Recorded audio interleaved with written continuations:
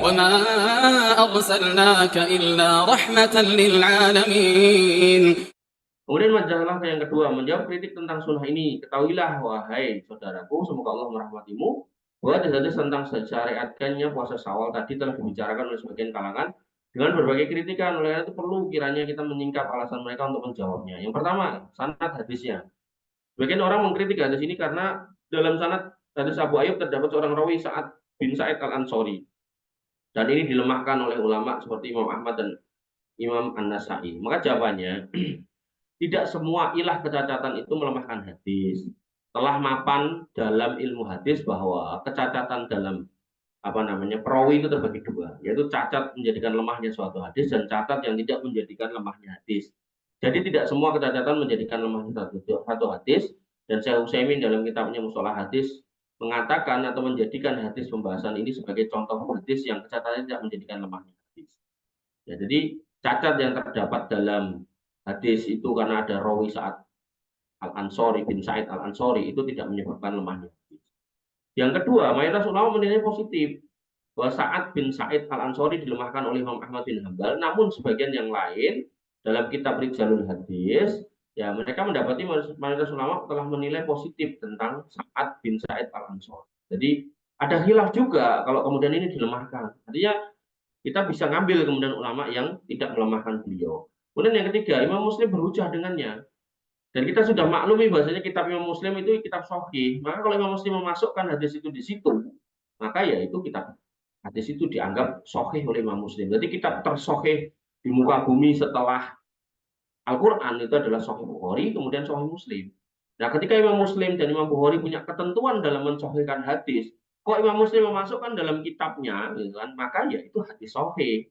Walaupun ada ulama yang menganggap salah satu rawinya adalah rawi yang lemah. Yang keempat, dia tidak sendirian dan hadisnya punya syawahid. Tadi syawahidnya sampai berapa tadi? 4 atau 5. Nah, sehingga itu bisa mengangkat kalaupun hadisnya dhaif karena si rawinya ini dianggap rawi yang menyebabkan hadisnya dhaif, maka masih ada syawahidnya. Maka hadis dhaif bisa naik kelas. Nah, ini. Jadi kadang tuh orang tuh sentimennya di satu hadis, tapi kemudian membatalkan hadis-hadis yang lain. Ini enggak. Yang kelima, para ulama membeda dan mensahihkan hadis ini. Yang pertama, Imam Muslim dalam sahihnya, Imam At-Tirmidzi berkata hadis yang hasan, Imam Nawawi berkata sanadnya sahih, Al-Hafidz Ad-Dimyati mengumpulkan jalur-jalur hadis ini dan seterusnya sampai imam yang terakhir, yaitu di sini ada Syekh Nasiruddin Al-Albani memasukkan dalam Irwaul Ghalil dan dimasukkan dalam berbagai hadis yang sahih. Kemudian Abdul Aziz Al-Utaibi, ini wallahu alam ini masih dibuka, saya nggak tahu. Nah, ini juga dimasukkan dalam Makanah Sahihain.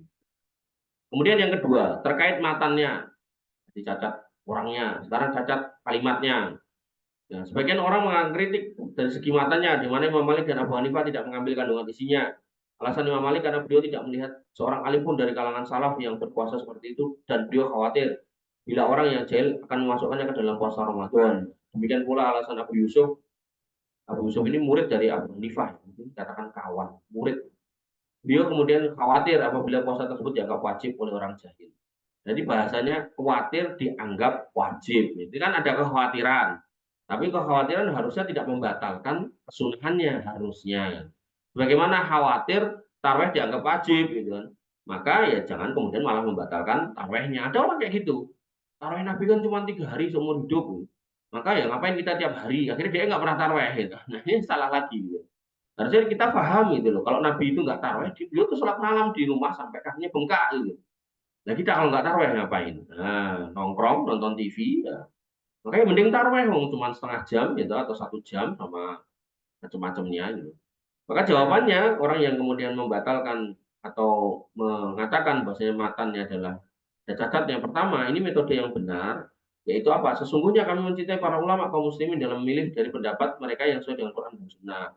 Kita menimbang pendapat mereka dan dari timbangan itu maka kita tidak sentimen pada ulama tertentu, tapi kemudian kita menimbang dengan timbangan yang adil. Maka demikianlah wasiat Imam Islam kepada kita. Maka hendaknya kita untuk mengikuti jejak mereka. Jadi pertama ini ya, kita pegang dulu sebagai dasar. Jadi kalau ada khilafiyah itu kita melihat ulama itu jangan penuh kebencian, jangan. ulama bidani atau enggak ya, kita kemudian harus menghormati mereka sebagai ulama.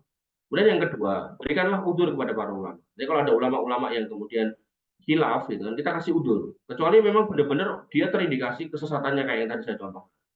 Nah, maka semua udzur tersebut berputar pada 3 masalah. Yang pertama, dia tidak yakin bahwa Nabi SAW mengatakan hal itu. Ya, artinya mendoifkan itu berarti dia nggak yakin kalau itu yang ngomong Nabi.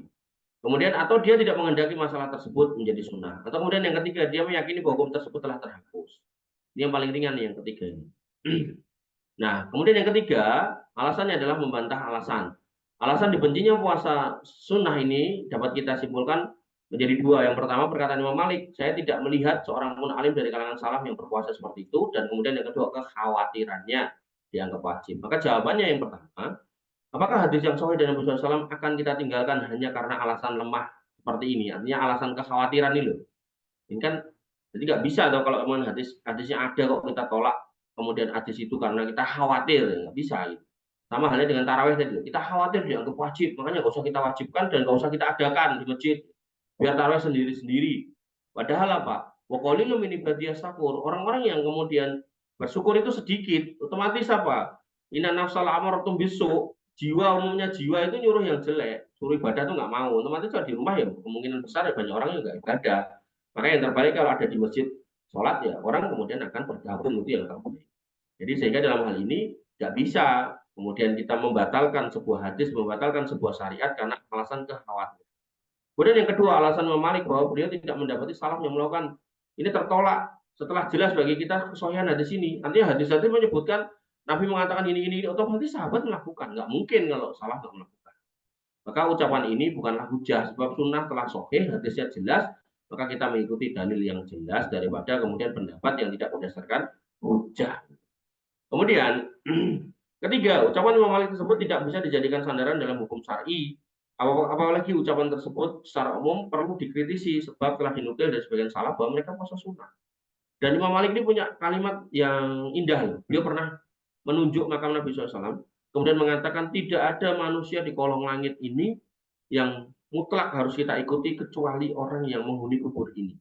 Ini menunjukkan bahwasanya Imam Malik mencontohkan kepada kita bahwasanya yang terbaik dalam Islam adalah mencontoh Nabi. Maka ketika tadi dalilnya itu jelas, kemudian Imam Malik punya kekhawatiran begini dan begitu, maka tentu kita mengikuti dalil sebagaimana yang dianjurkan oleh Imam Malik gitu. Sehingga kita tidak mencela Imam Malik, tapi lebih kepada kita mengatakan bahwasanya pendapat Imam Malik kurang tepat, maka yang terbaik adalah kita mengikuti pendapat Imam Malik dalam konteks mengikuti Nabi berdasarkan hadis yang jelas. Yang keempat, alasan khawatir dianggap wajib itu lemah karena satu, kekhawatiran dianggap ini ya maka sekarang hampir bisa dikatakan tidak ada wujudnya. Sebab semua orang telah mengetahui bahwa puasa Syawal hukumnya sunnah. Makanya tadi saya bilang, amalan yang sudah muktabar di kalangan kaum muslimin yang kemudian dibatalkan oleh sejumlah orang, ini adalah hal yang aneh. Sudah muktabar, sudah jelas.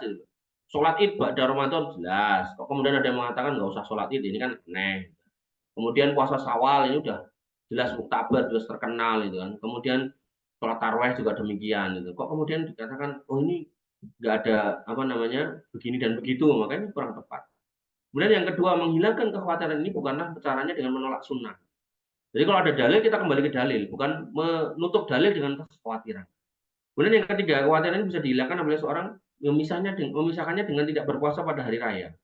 Jadi kan tadi khawatirnya kalau itu dianggap satu paket dengan Ramadan, nah, maka ya kita puasanya ya jangan pas hari raya. Bahkan kalau perlu mungkin 5 hari setelah hari raya baru puasa ya.